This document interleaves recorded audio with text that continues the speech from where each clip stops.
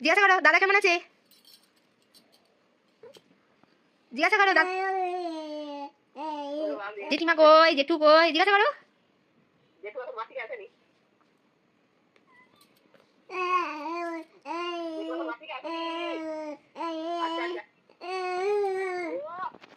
তোমরা সবাই এতক্ষণে বুঝে গেছো ও ওর ঠামির সাথে কথা বলছে। ওর ঠামি তো থাকে দেশের বাড়িতে, আসেনি, তার জন্য জিজ্ঞাসা করছে তোমরা কেন আসেনি, তোমাদেরকে দেখতে পাচ্ছি না আমি,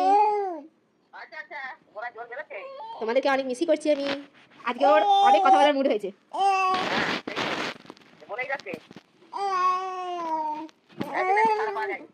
ঠামি দূরে থাকে বলে মাঝে মাঝে ভিডিও কল করে দেখে, কিন্তু আজকে তো ফোনের ভিতরে দেখতে পাচ্ছে না, তাই উল্টে পাল্টে দেখছে যে ফোনের ভিতরে দেখতে পাচ্ছি না কেন।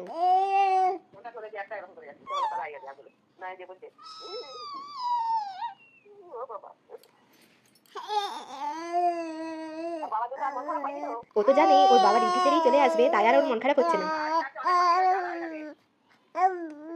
বল আমি আলাদা হইনি।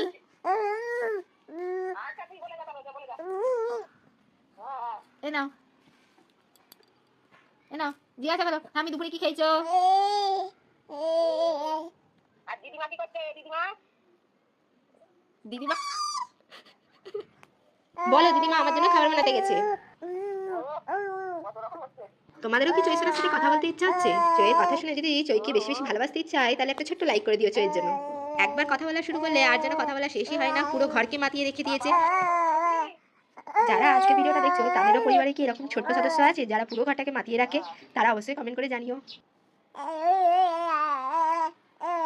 মনে হচ্ছে ঠাকুমা বুড়ি, ঠাকুমা ঝুলি খুলে বসেছে।